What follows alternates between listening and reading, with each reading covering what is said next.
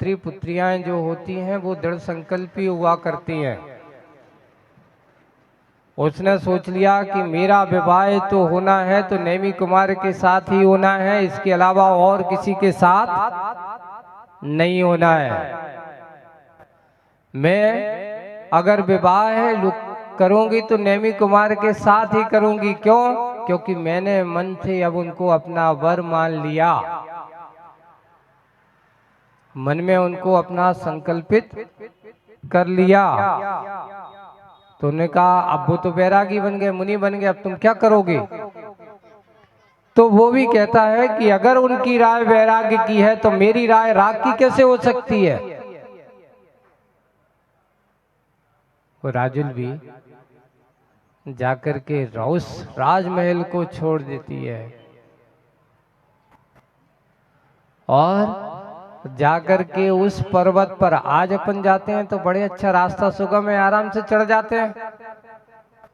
उस समय जब नेमिनाथ भगवान हो गए, जब उस पर्वत पर चढ़े तो क्या सिद्धियां लगी थी पहले से?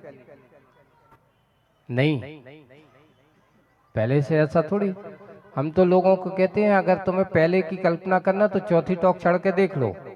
कौन कौन ने की यहाँ चौथी टोक की वंदना?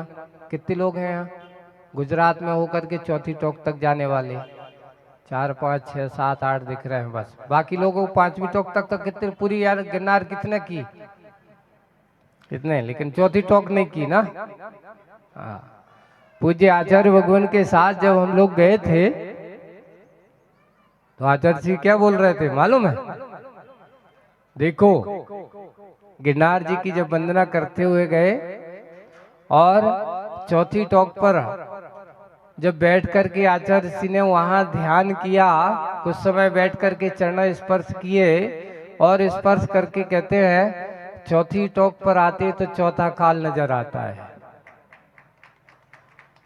चौथी टोक पर आते हैं तो चौथा काल नजर आता है और 5वीं टोक पर जाते हैं तो वहां के माहौल को देख करके ऐसा लगता है कि पंचम काल सामने आ रहा है। क्यों? क्योंकि एक जगह विशुद्धता है और एक जगह व्यवसायता है। आज भगवान को भी हमने व्यवसाय का विषय बना दिया, क्षेत्रों को भी हमने व्यवसाय का विषय बना दिया। बंधुओं, अरे जिनके चरणों में धन संपत्ति सब कुछ त्याग की जाती है, वहां से धन संपत्ति को अर्जित करना ये धर्म नहीं है। जैन धर्म में जो दे दिया तो मेरा नहीं है। यहाँ चढ़ाए हुए को ग्रहण नहीं किया जाता। ऐसे ही जब हम कोई अच्छा अनुष्ठान करते हैं, अभी जैसे कि निर्णय नगर के पंच कल्याण के कल पात्रों का चयन किया और आज भी कुछ पात्र रह गए थे तो 2-3 पात्र रह गए हैं, है ना? तो 2 तो हो गए हैं, एक और रह गया है। देखिए, जब भी हम कोई ऐसा कार्य करते हैं तो अपने अंदर की अगर पात्रता के परिणाम हैं और हमारे अंदर अगर थोड़ा सा धन वैभव है तो बंधुओं, अगर अच्छी जगह उस धन वैभव को लगा दोगे तो वो धन वैभव तुम्हारे साथ हमेशा रहेगा।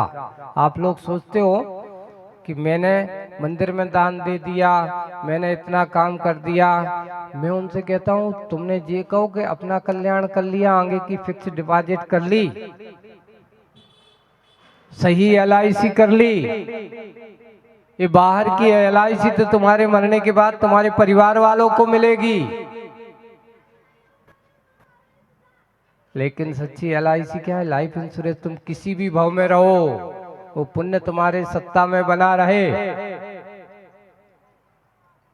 तुम्हारे हाथ से पुण्य कोई छीन ना सके, तो वो कहलाता सही LIC। तो लाइफ इंश्योरेंस। मैं किसी भी परिवार में रहूं, किसी भी घर में रहूं, किसी भी भाव में रहूं, जो हमारे पुण्य के कार्य से जो संचित है हमारी सत्ता में पड़ा है, जब वो उदय में आएगा तो मैं उसका उपभोग कराएगा। इसलिए अच्छा लाइफ इंश्योरेंस कराना चाहिए। ये नहीं कि मात अभी इसका विज्ञापन के साथ आता है जीवन के बाद भी, जीवन के साथ भी और जीवन के बाद भी। वो कौन है? बोले लाइफ इंश्योरेंस, LIC। और हम कहते हैं जीवन के बाद क्या? अनेक जीवन के साथ भी। ऐसा पुण्य हमारी सत्ता में होना चाहिए और विरले लोग ही इस प्रकार के कार्य कर पाते हैं। और हमें उस कार्य में अपने आप को, जैसे कि यहाँ वालों ने मन में विचार किया, देखिए कैसे कैसे भाव बढ़ते हैं आप लोगों के।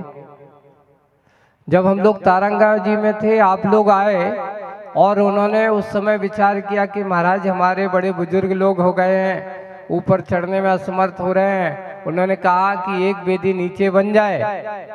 तो उस समय विचार क्या थे कि एक भगवान आ जाएंगे, उसके हिसाब से यहाँ पर भगवान को विराजमान किए। कौन से भगवान है?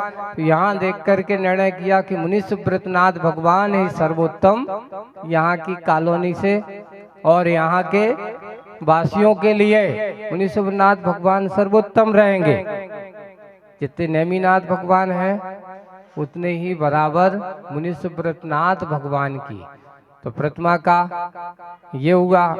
अब जब ये हुआ तो उस समय था पाषाण की प्रतिमा विराजमान होगी, लेकिन धीरे धीरे आपकी विशुद्धि और भक्ति देखते देखते पाषाण से कहाँ पहुंच गए आप? धातु का। हजारों वर्ष पाषाण की कीमत, पाषाण की, वो तो कहते हैं 1000 वर्ष के लिए पाषाण की जो भी कलाकृति बनती है तो ज्यादा से ज्यादा 1000 वर्ष तक उसको सुरक्षित रखा। लेकिन जब धातु का बनता है तो 1000 नहीं, हजारों वर्ष, कितने हजार वर्ष के लिए तुम्हारा इतिहास गढ़ा जा रहा है उस धातु से, क्योंकि वो है एक बड़ा उत्तम धातु है और उतने बड़े भगवान बन करके आएंगे। उनकी प्रतिष्ठा यहाँ अच्छे निष्ठा के साथ होगी और होकर के भगवान को विराजमान करेंगे। सोचो, विशुद्धि का यही परिणाम है। इसलिए बंधुओं, धर्म के क्षेत्र में बनिया नहीं बनना चाहिए, छत्री बनना चाहिए। क्या बनना चाहिए? पीछे मत हटना। नहीं बाद में सोचते कि यार थोड़ा सा तो था, इतने से मैं अगर थोड़ी सी हम और लगा देती तो बार बार मन में विचार आता है, काश हमने ऐसा कर लिया होता तो अच्छा होता। और बहुत अच्छे से ये काम भी अच्छे गति के साथ, प्रगति के साथ कम हो रहा है। अब काम करना आप लोगों को बहुत जल्दी शीघ्रता है, क्योंकि समय बहुत कम है और काम बहुत बाकी है। इसलिए आज लोगों को सिर्फ इतना ही कहूँगा कि अपने अंदर के राग को, दया को, करुणा को विशेषता के साथ बनाए रखना चाहिए। दूसरी बात जो बात कह रहा था कि आज के युवाओं को और राजकुमारी राजुल से शिक्षा लेना चाहिए कि राजकुमारी राजुल ने क्या किया कि उन्होंने सोच लिया कि जब नेमी कुमार दीक्षा का मार्ग अपना रहे हैं तो हम भी दीक्षा का मार्ग ही अपनाएंगे। मुझे भी अब संसार के राग से कोई मतलब नहीं। और उन्होंने उस पर्वत की ओर रास्ता पकड़ा। चढ़ रही है। गिरनार पर्वत का नाम क्यों पड़ा? तो बोले उसकी व्याख्या की गई, जहां पर गिरी अनेक बार नार से उसका नाम पड़ गया गिरनार। ऐसे ही इतिहास का ऐसा गिरनारी पर्वत चढ़ते समय राजुल ना जाने कितनी बार गिरी, कितनी बार उठी, चढ़ती जा रही है, चढ़ती जा रही है और आखिर वो भी वहीं पहुंच जाती है। भगवान को देखती है, वो भी उनके सामने जाकर के संकल्प करती है और वो भी आरिका के व्रतों को धारण करके वहीं गुफाओं में रह करके धर्म ध्यान करने लगती है। तो पहली टॉक पे आपने राजुल की गुफा देखी होगी, है ना, जहां पर बैठ करके उसने अपने आत्मसाध और स्त्री पर्याय को धन्य किया। उसी भाव से जाकर के उन्होंने सीधा देव बन करके अब आएंगे, मुनि बन करके सीधे मोक्ष भी जाएंगे। अब दूसरी बात, नेमिनाथ भगवान से क्या करना चाहिए, क्या शिक्षा लेना चाहिए? नेमिनाथ भगवान से हमें ये शिक्षा लेना चाहिए कि जैसे कि मेरे विवाह में किसी जीवों की हिंसा ना हो, किसी जीव को सताया ना जाए, तो आज के बच्चों से मैं भी कहना चाहूंगा, तुम अपने विवाह में भी ये मत कहना कि मेरी इस होटल में शादी होगी जहां 5 स्टार होटल हो, और वो भी कह देना मेरी अगर शादी आप करना चाहते हो तो मेरी शादी में रात्रि भोजन नहीं होगा। आप लोग ऐसा कर सकते हो? नहीं महाराज, वो तो हम क्या करें, हमारे माता पिता जैसे कर देंगे तो हम वैसा कर लेंगे। हम तुम्हारी विवाह है तो माता पिता का विवाह है। अपने बच्चों को ऐसा संकल्प होना चाहिए कि नहीं, मेरे कार्य में, क्योंकि ये विवाह आदि क्रियाएं हैं, संस्कार हैं, इसमें पाप के साथ अगर तुम्हारी क्रिया होगी तो बेटा तुम जीवन भर परेशान रहोगे, और अगर पुण्य के साथ क्रिया होगी तो बड़े बड़े संकट में भी तुम्हारे लिए वो क्रिया साथ, एक साथ दोनों मिलकर के उससे जूझने का काम करेंगे। और नहीं है तो जो पाप क्रिया से बढ़कर के होती है उसमें क्या, हमेशा पति पत्नी में आपस में लड़ाई झगड़ा होगा, और जब मुसीबत आएगी तो वो कहेंगे तेरा रास्ता अलग, मेरा रास्ता अलग, साथी नहीं बन पाएंगे। और पुण्य के साथ अगर तुम्हारी क्रिया होगी, विवाह की क्रिया, तो विसंगति के समय पत्नी और पति दोनों एक साथ मिलकर के कंधे से कंधा मिला करके कहते हैं कि घबराने की जरूरत नहीं, इस संकट से भी हम पार होंगे। इसलिए विवाह आदि क्रिया में ऐसा काम नहीं होना चाहिए। रात्रि भोजन है, और कई लोग तो ऐसे महाराज ऐसे समय में, अरे शादी हो रही है, हमारे दोस्त लोग बहुत यादगार हैं महाराज, कुछ हमारे दोस्त लोग ऐसे हैं, हम लोग तो नहीं खाते लेकिन दोस्तों को व्यवस्था करना पड़ती है। अगर आप लोग ऐसी व्यवस्था करोगे, एक बार एक किसी ने सज्जन ने कहा महाराज जी हमारा तो शराब पीने का त्याग है, अब हमारा सर्किल बहुत बड़ा है और हमारी फैक्ट्री वगैरह है और इतने सारे लोग हैं, अब उसको सब तरह के लोग हैं, अब हमारी जिम्मेदारी तो बनती है कि सब तरह के लोगों की तरह सब तरह की व्यवस्था करना पड़ती है। फिर क्या करना चाहिए, हमें उनके लिए शराब का काउंटर खोलना चाहिए, हमें उनको मांसाहार कराना चाहिए।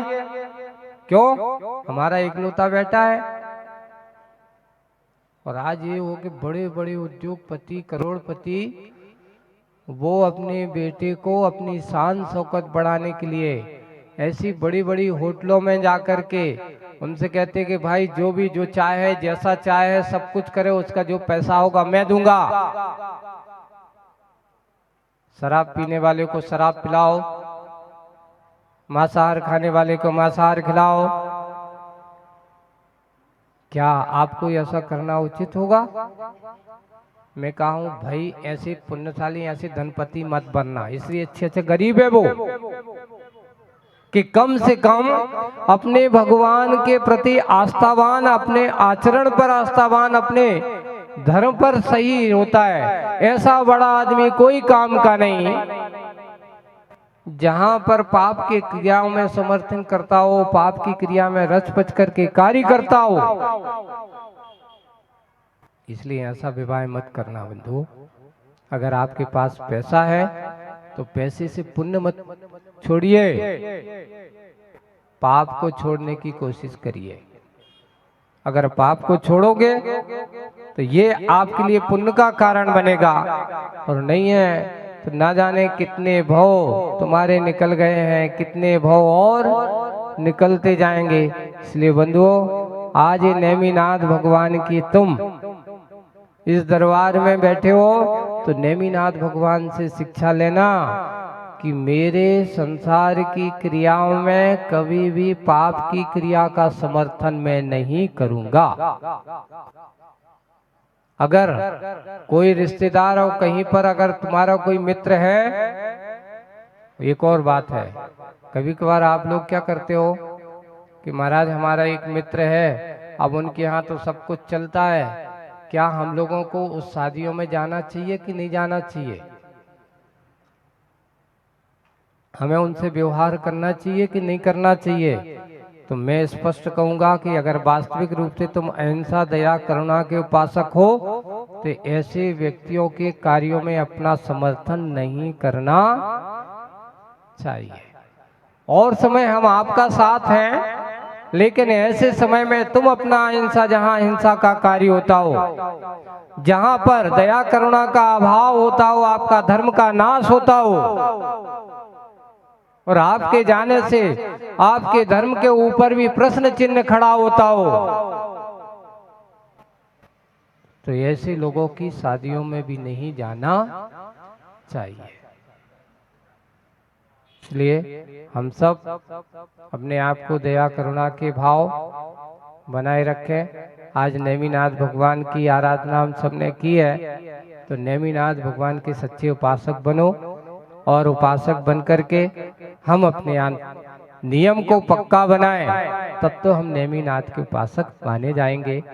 और आने वाला समय आपको पंचकल्याणक प्रतिष्ठा महोत्सव, यहाँ गोता वालों को ये अपने आप को सब मिल करके अपना ये सोच लेना, पड़ोस का नहीं, हमारा अपना पंचकल्याणक है, ये सोचना है। क्योंकि हमारे भगवान वहाँ पर हम सब प्रतिष्ठा करेंगे, स्थान वो हो सकता है, पर अहमदाबाद से बाहर निर्णय नगर नहीं है और गोता भी नहीं है, दोनों एक ही है। और 2-4 किलोमीटर तो तुम लोगों को क्या है, यहाँ से वहाँ तक पहुँचने में ज़्यादा से ज़्यादा 5 मिनट लगेंगे। कितने मिनट लगेंगे? हमें तो वहाँ तक पहुँचना है। 5-5 प्रतिमाओं की प्रतिष्ठा आप लोगों की है, इसलिए सब मिल करके बहुत अच्छे से, अच्छे एकता के साथ, भक्ति के साथ इस कार्य को करना है। सब लोग इस कार्य को करेंगे इसी भावना के साथ। बोलिए नेमिनाथ भगवान की, परम पूज्य आचार्य गुरुवर श्री विद्यासागर जी महाराज की।